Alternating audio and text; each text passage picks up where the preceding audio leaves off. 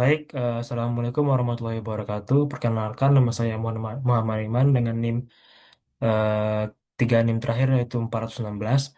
Di sini saya akan sedikit menjelaskan mengenai model indeks tunggal atau CPM. Yang pertama itu mengenai pengertian CPM atau Capital Asset Pricing Model. Ini adalah model keuangan yang digunakan untuk menentukan hubungan antara risiko sistematis suatu aset dengan tingkat return diharapkan. Nah, model ini nih, model ini itu dikembangkan oleh William F. Sharpe pada tahun 1964, John Linton dan Jan Mechen sebagai penyempurnaan dari teori portofolio Markowitz. Nah, model ini mengasumsikan bahwa satu-satunya risiko yang relevan dalam menentukan return aset adalah risiko sistematis atau market risk, karena risiko yang tidak sistematis itu bisa dihilangkan melalui diversifikasi. Nah, untuk rumus CAPM sendiri itu ada E dalam kurung RI sama dengan RF tambah BI dikali buka kurung buka kurung RN tutup kurung dikurangi RF tutup kurung. Nah, E dalam kurung RI ini yaitu expected return saham ke I.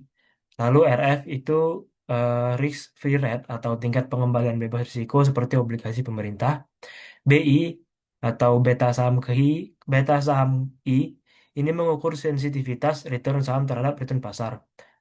RM, E dalam kurung RM ini expected market return yaitu return rata-rata pasar secara keseluruhan. Dan buka kurung maaf, dan ERMRF ini adalah premi risiko pasar yaitu tambahan return yang diminta investor karena mengambil risiko. Nah, masih sedikit membahas mengenai rumus dari CAPM tadi. Nah, ini ada komponen penting dari CAPM, yaitu risk free rate atau RF tadi. Itu umumnya diambil dari surat utang negara, misalnya seperti SBI atau US Treasury Bills. Lalu beta ini menunjukkan tingkat investasi suatu saham terhadap pasar. Nah, jika beta itu sama dengan satu, itu berarti saham bergerak searah dan sekuat pasar. Lalu jika beta lebih besar dari satu, itu menandakan bahwa saham itu lebih volatil daripada pasar. Terus jika B eh, lebih kecil dari satu, itu menandakan bahwa saham itu kurang volatil daripada pasar. Terus jika B lebih kecil dari nol, ini menunjukkan bahwa hubungan negatif terhadap pasar. Nah, selanjutnya itu ada market risk premium. Nah, ini itu adalah selisih antara return pasar dan risk free rate. Nah, selanjutnya ada mengenai interpretasi CAPM, yaitu E jika RI tadi itu yang dihitung lebih besar dari return aktual, itu menandakan bahwa saham itu undervalue atau layak dibeli. Nah, jika RI itu lebih kecil daripada return aktual, berarti itu saham itu tersebut overvalue atau sebaiknya dihindari.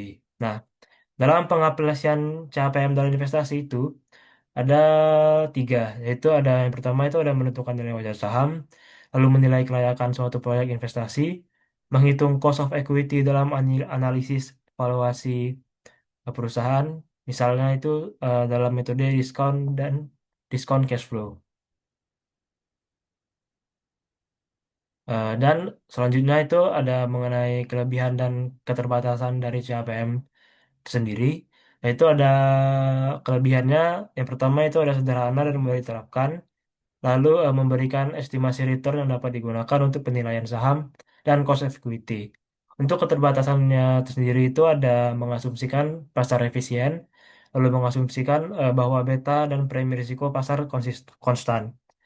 Dan yang terakhir itu tidak mempertimbangkan faktor-faktor lain seperti ukuran perusahaan, value atau growth, likuiditas, dan lain-lain.